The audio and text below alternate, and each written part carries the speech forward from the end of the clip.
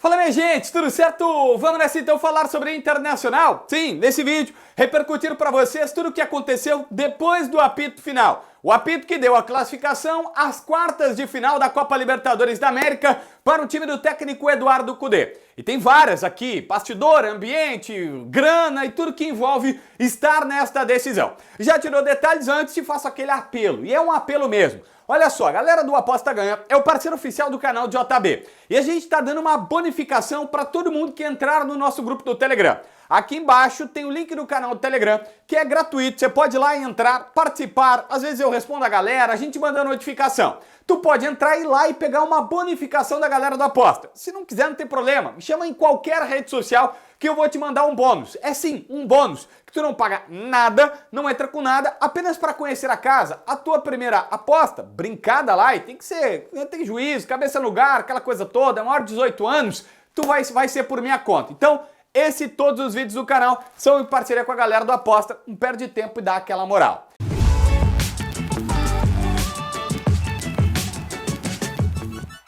Gente, o Inter tá nas quartas de final. Bolívar é o adversário que bateu o Atlético Paranaense nos pênaltis. Venceu lá e perdeu aqui. E a campanha deles basicamente é toda essas. Vence em casa, na altitude, La Paz, e depois vai jogar fora de casa e eles estão administrando o resultado.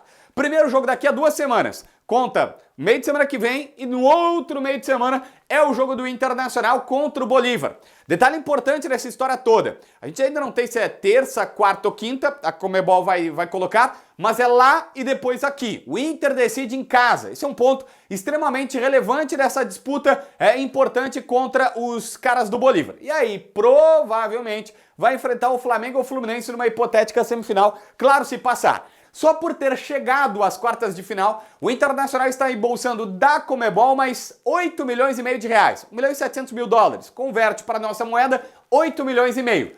Passando pelo Bolívar, que vamos combinar, não é tão difícil assim, vem mais 11 milhões de reais em premiação. 2 milhões e 300 mil dólares é o prêmio. Então o Inter já tem 8 milhões e meio na conta, se chegar perto de pagar a folha, que está na casa desses 11 milhões de reais aí, e aí se passar pelo Bolívar, também que não é nada tão absurdo assim, o Internacional vai aumentando esse bolo, essa premiação.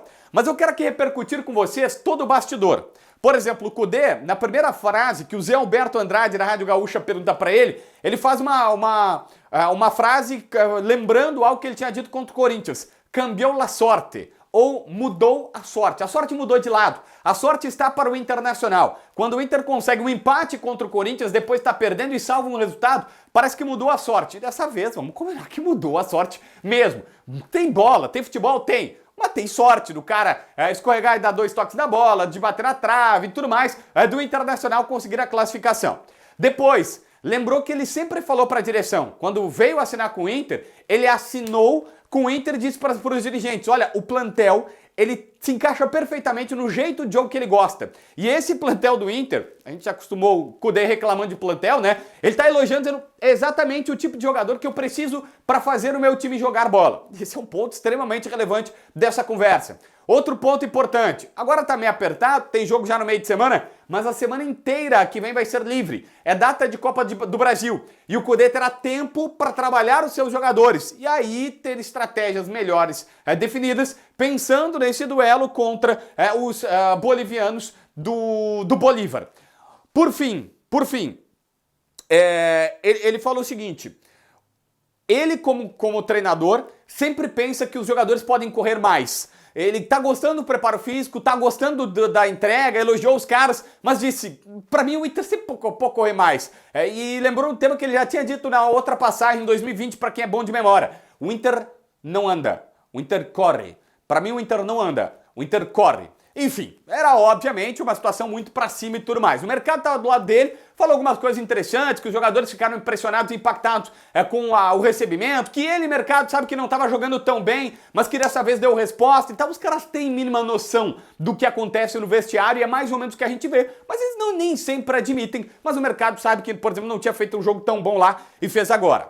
O presidente Alessandro Barcelos apareceu na zona mista para agradecer o torcedor que foi na Argentina e o torcedor que 50.479 torcedores que estavam no estádio Beira-Rio acompanhando em loco a partida, a decisão e o jogo do Internacional. Mas aí ele disse, olha, muito se falou em briga, proposta do presidente, sobre Enner Valencia e Magrão. O Enner Valencia, quem prestar atenção, os dois se deram um abraço antes da partida começar, quando eles estavam entrando, e depois que o jogo acaba, que o Magrão já tá na comemoração, no gramado, os dois também se abraçaram. E ele disse, são coisas que acontecem no ambiente de todo mundo que quer ganhar. Tem esse tipo de coisa, mas o importante é que no jogo seguinte, os caras já estavam se abraçando antes do resultado e principalmente depois do resultado. Agora, com a vitória, é óbvio que o assunto meio que coloca uma pedra nessa história. O presidente também foi questionado sobre reforços. Bom, tá ganhando um dinheirinho, daqui a pouco tem como contratar para escrever nas quartas de final? Não. Ele disse, olha, o Inter agora a janela tá fechada, só poderia contratar jogadores livres no mercado, o que obviamente limita bastante a busca, e como a folha já está aí nos seus 11 milhões, que é a folha atual do Inter, até um pouquinho mais, um pouquinho menos, a tendência é que o Inter busque jogadores, ou não busque nenhum jogador, nem os livres, tá? Não é reforço, não é a tendência. O presidente foi categórico. Categórico não, mas ele foi muito transparente dessa linha. Assim. Eu acho que todo mundo que ouvir vai ver que ele não diz assim, é impossível contratar, mas ele deixa entender que, cara, não vai vir, não deve vir jogadores. O Rocher também falou, e aí o Rocher, ele conta um bastidor que é super interessante. Ele disse, olha, ele treina pênaltis, e na véspera, na segunda-feira, ele treinou 3 pênaltis. Um foi pra fora, o outro foi na trave, e só o terceiro que ele acertou. Mas que na hora do jogo ele ficou confiante e disse, cara, eu tenho que bater, tem que ser eu. Algo disse pra ele. E ele agradeceu o Vitão, que entendeu, ele pega a bola do Vitão e vai bater. E, velho, o cara que tira de um jogador de linha, goleiro, que tira de um jogador de linha, a chance de bater o pênalti, ele passa a ter a obrigação de acertar. E o Rocher acertou. E depois comemorou, fez um post no seu Instagram dizendo assim, se eu não pego, eu faço. Ou seja, se eu não ataco nenhum, eu faço o diferente, que é fazer o gol.